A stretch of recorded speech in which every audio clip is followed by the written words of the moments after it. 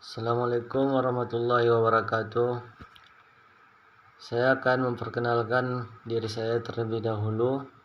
Saya bernama Lukman Hakim, asal Aceh Singkil, prodi Teknik Sipil. Berhubungan di sini saya akan menjelaskan materi agama. Saya akan menjelaskan tentang pengertian akidah, ruang lingkup akidah, dan sumber akidah Islam. Pengertian akidah menurut bahasa ialah akidah berasal dari bahasa Arab yang berakar kata aqada, yaqidu, aqdan, aqdatan. Berarti disimpulkan ikatan perjanjian ataupun disebut kokoh. Setelah terbentuk menjadi akidah, berarti keyakinan menurut heroin. Akidah berasal dari aqada, berarti itu sebagai mengikat, membuhul, menyimpulkan, mengokoh atau menjanjikan. Itu menurut Yunahar. Dalam kamus Al-Quran, akidah diartikan sebagai keyakinan ataupun kepercayaan kita, mengikat, mempertalikan antara jiwa makhluk yang diciptakan dengan Al-Khaliq yang menciptakannya. Dari beberapa pendapat, akidah adalah keyakinan yang dianut oleh setiap manusia terhadap suatu hal yang menjadi pandangan hidupnya. Setiap manusia itu memiliki akidah, baik dalam bentuk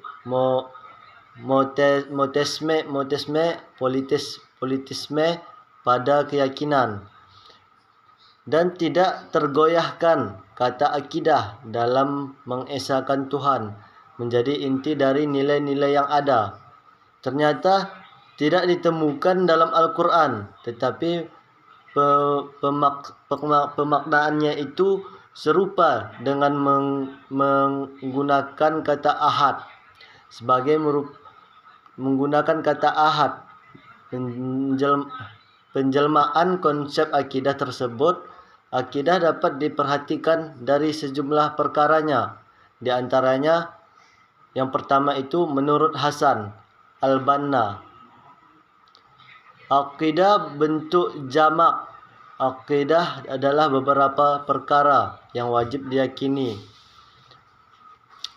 yang wajib kita yakini kebenarannya oleh hati kita, mendatangkan ketenteraman jiwa, menjadi keyakinan yang tidak bercampur pada hal apapun.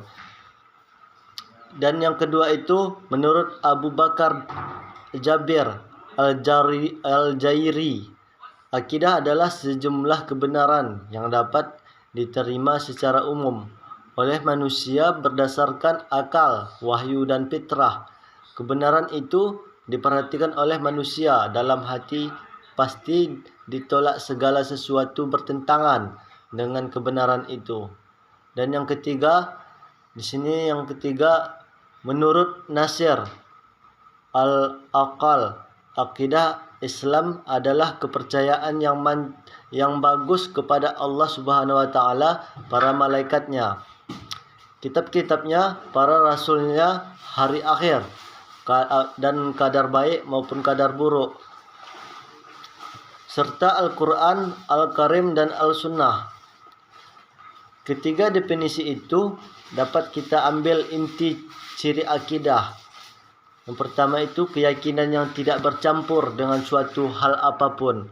Dan yang kedua, kebenaran yang dapat diterima secara umum berdasarkan akal, wahyu, dan fitrah.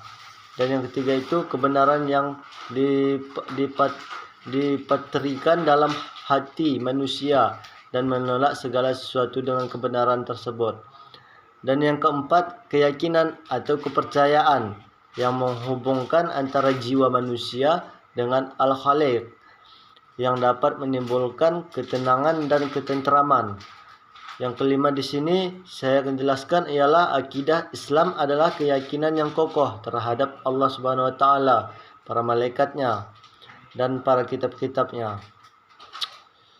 Takdir yang baik dan yang buruk, setiap manusia telah memiliki akidah sebelum lahir ke dunia ini karena telah melakukan syahadat kesaksian atau perjanjian pada usia 120 hari dalam kandungan ibunya, bahwa Allah Subhanahu wa taala adalah Tuhan yang Maha Esa bagaimana tercantum dalam Al-Qur'an surat Al-A'raf ayat 172 yang berbunyi,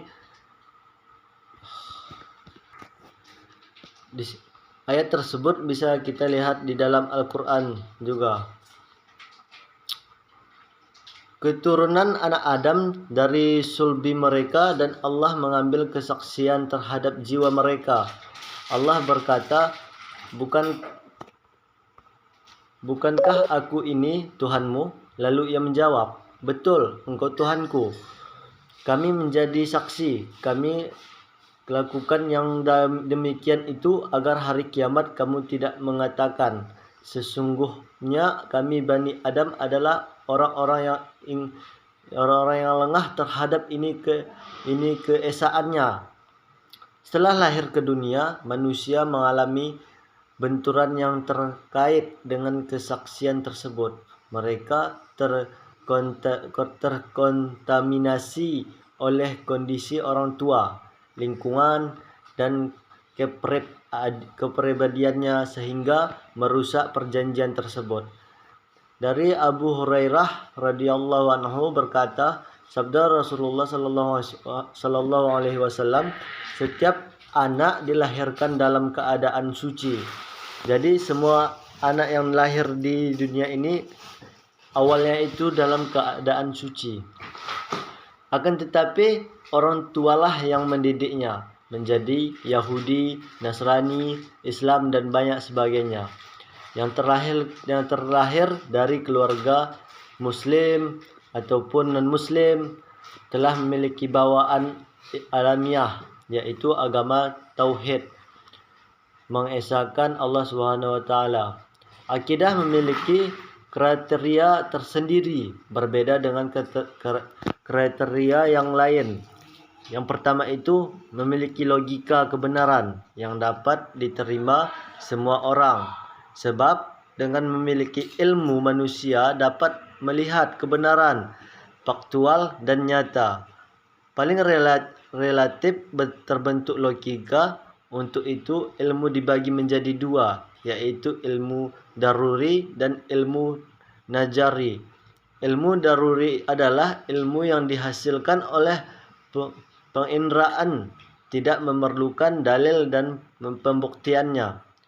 Dan ilmu najari ini ialah ilmu yang diperoleh dengan memerlukan dalil dan pembuktian.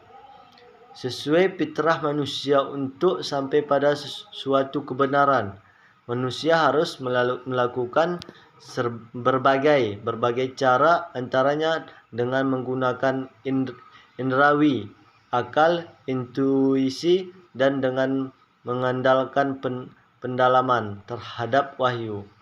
Dan yang ketiga, keyakinan tidak boleh bercampur sedikit pun dengan keraguan.